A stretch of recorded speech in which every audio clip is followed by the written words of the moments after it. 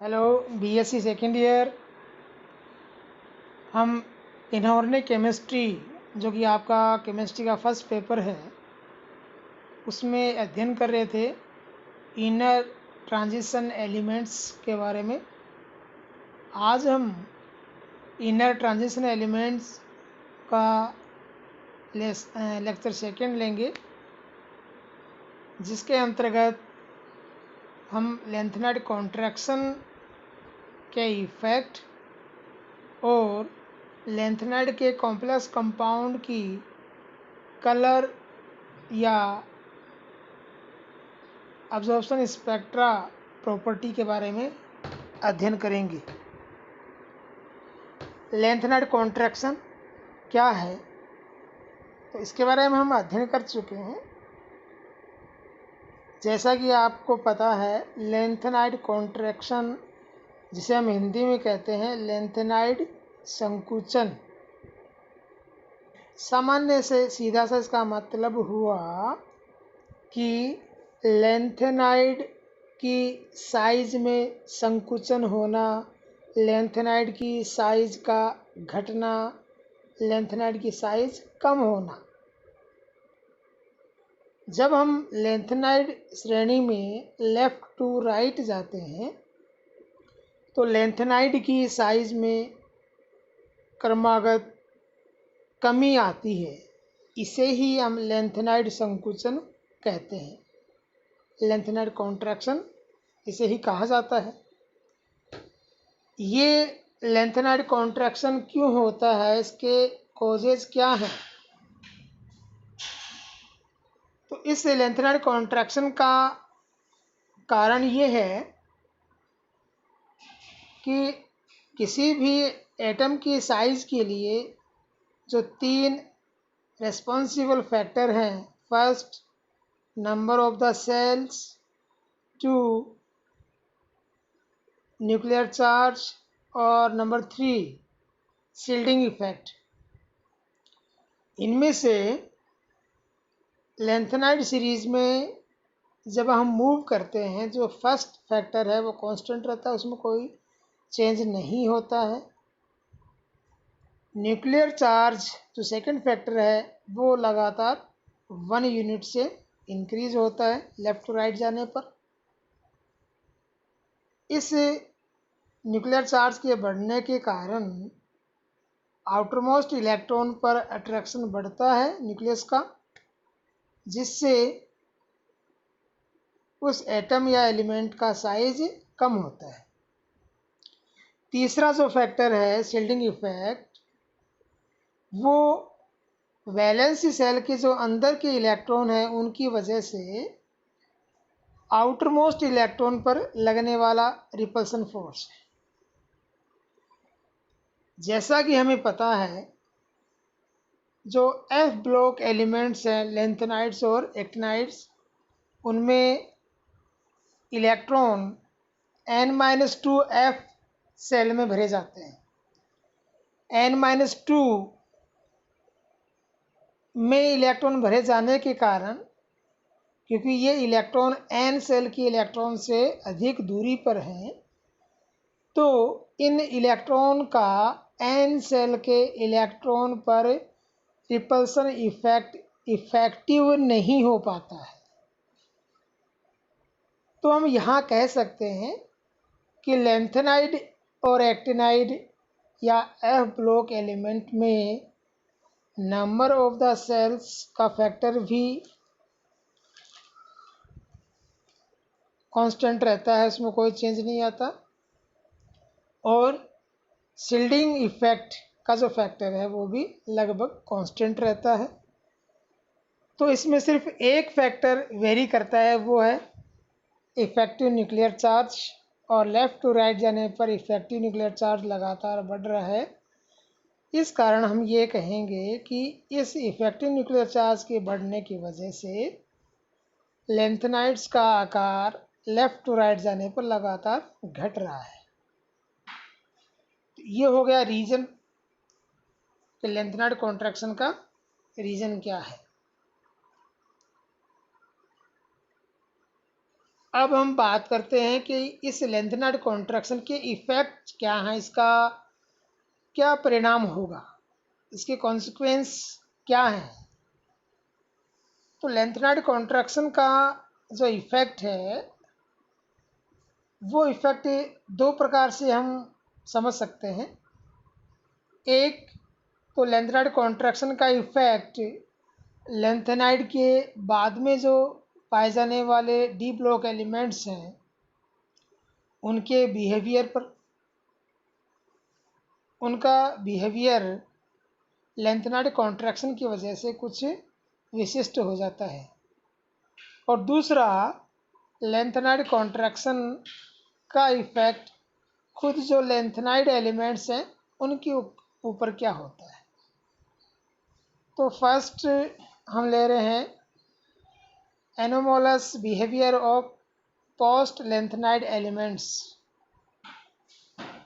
Lanthanide के बाद में पाए जाने वाले जो डी ब्लॉक एलिमेंट्स हैं जो कि तृतीय संक्रमण श्रेणी में आते हैं, उनका जो बिहेवियर है उसमें क्या चेंज आता है उसका हम अध्ययन पहले हम यहाँ कर रहे हैं। तो जो पोस्ट लेंथेनाइड एलिमेंट्स हैं उनका एटॉमिक और आयनिक जो रेडियाई है वो अब नॉर्मल हो जाता है। नॉर्मल वे में जब हम एटॉमिक या आयनिक रेडियाई का स्टडी करते हैं डी ब्लॉक एलिमेंट्स के लिए, तो हमें पता है कि जब हम फर्स्ट ट्रांजिशन सीरीज से सेकेंड ट्रांजिशन सीरीज में मूव करते हैं किसी एक ग्रुप में, तो नंबर ऑफ द सेल बढ़ जाने की वजह से आयनिक या एटॉमिक रेडियाई या साइज बढ़ जाता है। लेकिन जब हम सेकेंड ट्रांजिशन सीरीज से थर्ड ट्रांजिशन सीरीज में मूव करते हैं, और स्पेशली कहाँ पर, लेंथेनाइड्स के बाद में, तो वहाँ पर सेकेंड और थर्ड ट्रांजिशन सीरीज के जो एलिमेंट्स हैं एक ही ग्रुप से जो रिलेटेड हैं उनका जो साइज है वो लगभग सेम रहता है। तो ये लेंथेनाइड कॉन्ट्रैक्शन की वजह से हुआ। इस लेंथेनाइड कॉन्ट्रैक्शन की वजह से जो थर्ड ट्रांजिशन सीरीज है उसके एलिमेंट्स का इफेक्टिव न्यूक्लियर चार्ज 14 + 14 अतिरिक्त बढ़ जाता है, क्योंकि 14 ये आ गए अपने लेंथेनाइड्स। तो वहाँ पर इफेक्टिव न्यूक्लियर चार्ज में बहुत अधिक वृद्धि हो जाने की वजह से उनका इफेक्टिव न्यूक्लियर चार्ज इतना बढ़ जाता है कि वो एक कोष के बढ़ने के कारण जो साइज बढ़ने वाला था उसको कंपनसेट कर देता है। इस वजह से सेकेंड और थर्ड ट्रांजिशन सीरीज के जो एलिमेंट हैं उनका साइज लगभग एक जैसा होता है। इसी के कारण जो दूसरी प्रॉपर्टीज़ हैं उनमें भी सेकेंड और थर्ड जो ट्रांजिशन सीरीज है उनमें सिमिलरिटीज़ आ जाती है, जैसे उनकी सॉल्युबिलिटी वगैरह है। ये यहाँ पर आप देख सकते हैं एटॉमिक रेडियाई का ये टेबल दिया हुआ है। ये फर्स्ट ट्रांजिशन सीरीज के जो एलिमेंट्स हैं और ये सेकंड ट्रांजिशन सीरीज के एलिमेंट्स, ये थर्ड ट्रांजिशन सीरीज के एलिमेंट्स जो लेंथेनाइड्स के बाद में आ रहे हैं, ये वाले। तो जब हम किसी एक वर्ग में ऊपर से नीचे आते हैं तो यहाँ हम देख रहे हैं कि साइज बढ़ गया, लेकिन जब सेकंड से थर्ड ट्रांजिशन सीरीज में हम उसी वर्ग में ऊपर से नीचे आ रहे हैं तो साइज़ यहाँ हम देख रहे हैं कि साइज़ कुछ कम हो गया। ऐसे ही जब हम सेकेंड और थर्ड ट्रांजिशन सीरीज के एलिमेंट्स का कंपैरिजन करेंगे तो वहाँ क्या लगेगा कि एक ही ग्रुप के सेकेंड और थर्ड ट्रांजिशन सीरीज के जो एलिमेंट्स हैं डी ब्लॉक एलिमेंट्स हैं उनकी साइज़ लगभग सेम होती है। ये लेंथेनाइड कॉन्ट्रैक्शन का इफेक्ट है पोस्ट लेंथेनाइड एलिमेंट्स पर। सेकंड जो इफेक्ट है लेंथेनाइड कॉन्ट्रैक्शन का वो है high density of post lanthanide elements. Lanthanide contraction की वजह से जो पोस्ट लेंथेनाइड एलिमेंट्स हैं उनका डेंसिटी हाई हो जाता है, क्योंकि अभी हमने देखा कि लेंथेनाइड कॉन्ट्रैक्शन की वजह से जो थर्ड ट्रांजिशन सीरीज के डी ब्लॉक एलिमेंट्स हैं जिन्हें हम पोस्ट लेंथेनाइड एलिमेंट्स कह रहे हैं, उनका साइज उसी ग्रुप वाले सेकेंड ट्रांजिशन सीरीज के डी ब्लॉक एलिमेंट के लगभग बराबर होता है, जबकि थर्ड ट्रांजिशन सीरीज का जो डी ब्लॉक एलिमेंट होगा उसमें number of the protons, number of the neutrons, number of the electrons बहुत ज़्यादा हैं। तो इस वजह से थर्ड ट्रांजिशन सीरीज के जो एलिमेंट्स हैं उनका डेंसिटी सेकेंड ट्रांजिशन सीरीज की तुलना में अधिक हो जाता है।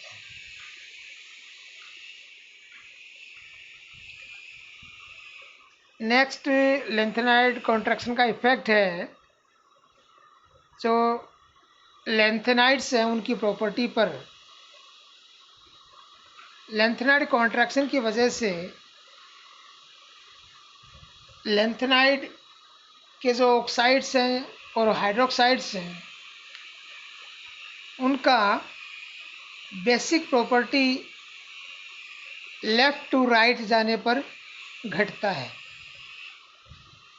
और लेफ़्ट टू राइट जाने पर लेंथेनाइड के जो साल्ट हैं उनमें जो बॉन्ड है उस बॉन्ड में आयनिक प्रॉपर्टी घटती है और कोवलेंट प्रॉपर्टी बढ़ती है। यहाँ जैसे सीक्वेंस दिया हुआ है बेसिसिटी का, तो जब हम लेफ़्ट टू राइट जा रहे हैं तो यहाँ बेसिसिटी डिक्रीज हो रही है। क्यों? क्योंकि लेफ़्ट टू राइट आने पर जो एलिमेंट्स हैं उनका साइज़ घट रहा है, और साइज़ घटने की वजह से जो नेगेटिव स्पीसीज़ हैं उनका वो ध्रुवण ज़्यादा कर सकते हैं। ध्रुवण ज़्यादा करेंगे तो यहाँ पर इनमें ओवरलैपिंग कंडीशन आ जाएगा, जिससे बॉन्ड में कोवलेंट नेचर आएगा, और कोवलेंट नेचर बढ़ने से माइनस आयन देने की प्रवृत्ति घट जाएगी, या हम कहें कि बेसिसिटी घट जाएगी। नेक्स्ट इफेक्ट है लेंथेनाइड कॉन्ट्रैक्शन का कि इस लेंथेनाइड कॉन्ट्रैक्शन की वजह से जो लेंथेनाइड्स हैं उनका जो सेपरेशन मेथड है उसमें कुछ वेरिएशंस आ जाते हैं। जो लेंथेनाइड्स हैं क्योंकि उनके साइज में कॉन्ट्रैक्शन हो गया, उस वजह से वो लेंथेनाइड्स लगभग एक साथ पाए जाते हैं, तो उनका सेपरेशन उनकी बेसिसिटी के डिफरेंस के अकॉर्डिंग या फ्रैक्शनल क्रिस्टलाइजेशन के प्रोसेस के द्वारा किया जाता है।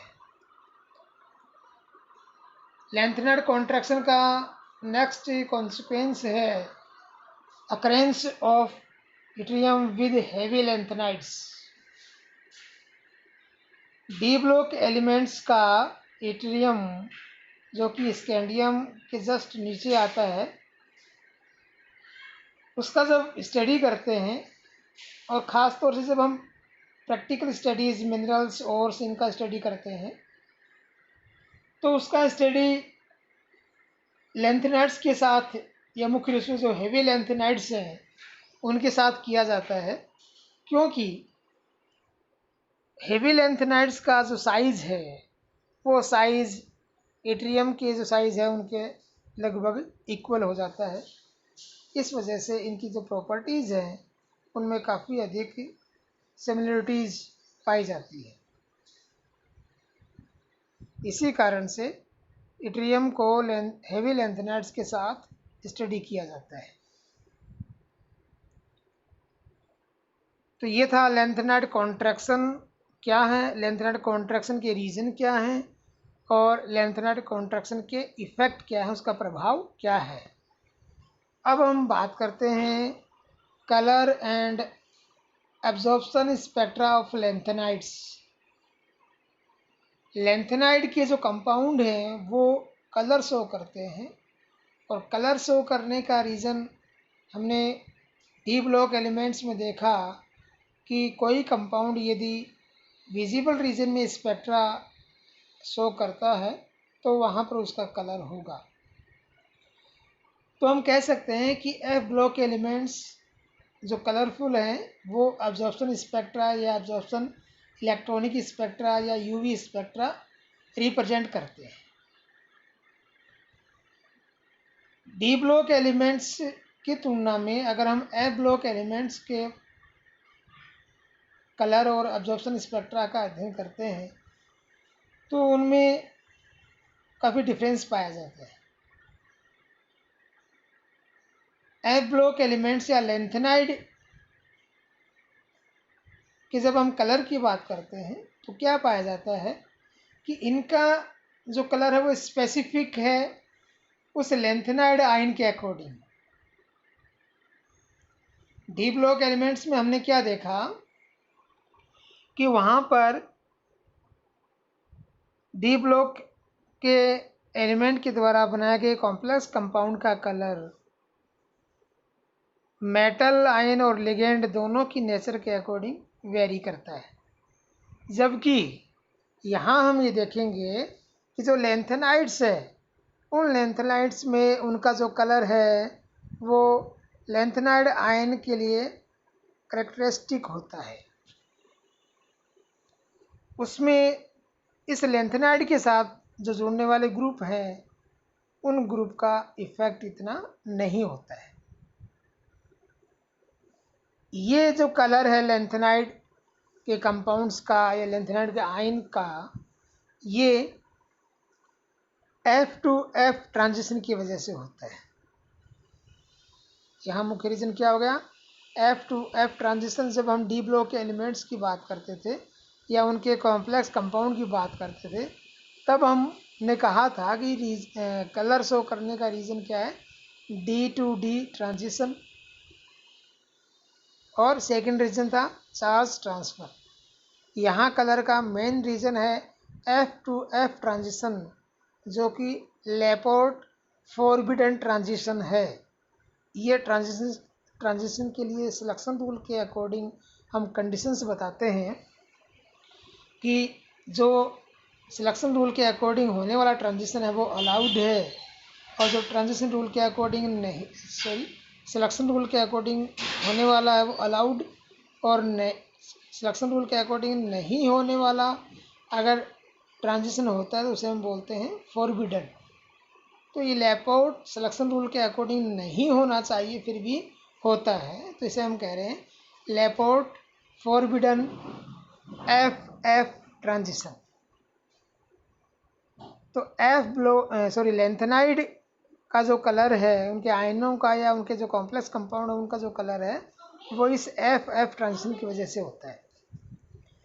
ये लेंथेनाइड के जो कंपाउंड हैं, कुछ कंपाउंड चार्ज ट्रांसफ़र की वजह से भी कलर शो करते हैं, जैसा कि हमने अध्ययन किया था डी ब्लॉक के कॉम्प्लेक्स कंपाउंड्स के लिए। उसी प्रकार जिन लेंथेनाइड्स में एफ टू एफ इलेक्ट्रॉन के ट्रांजिशन की प्रोबेबिलिटीज़ नहीं हैं वहाँ पर उस लेंथेनाइड के कलरफुल होने का रीज़न है चार्ज ट्रांसफ़र। जैसे कि सीरियम और इट्रियम, इनका जो कलर है वो कलर चार्ज ट्रांसफ़र की वजह से होता है।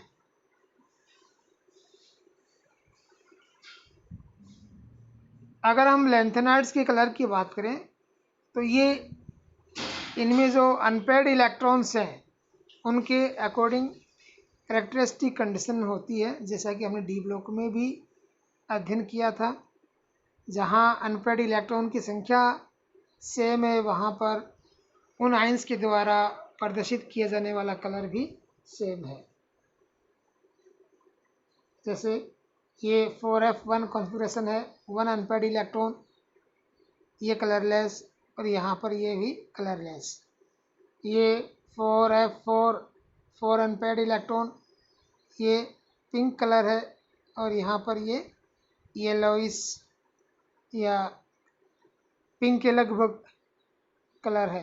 काफ़ी जो यहाँ कुछ अलग हो गया, यहाँ 2 अनपेयर्ड इलेक्ट्रॉन है 4f2 में, यहाँ 4f12 में है। दोनों में 2 अनपेयर्ड इलेक्ट्रॉन है और दोनों का कलर भी ग्रीन है। तो काफ़ी जगह जो अनपेयर्ड इलेक्ट्रॉन है उनके अकॉर्डिंग करेक्टरिस्टिक कंडीशन होती है कि अगर अनपेयर्ड इलेक्ट्रॉन सेम है तो कलर भी सेम है, और कुछ जगह वेरिएशंस भी आ जाते हैं। जैसे यहाँ पर ये सेम कलर शो कर रहे हैं, कुछ जगह वेरिएशंस है। इस प्रकार आज हमने अध्ययन किया लेंथेनाइड्स के लेंथेनाइड कॉन्ट्रैक्शन का कॉज क्या है और लेंथेनाइड कॉन्ट्रैक्शन का कॉन्सिक्वेंस क्या है, लेंथेनाइड कंपाउंड्स के कलर और अब्जॉर्प्शन स्पेक्ट्रा की प्रॉपर्टीज़ क्या हैं। आज इतना ही।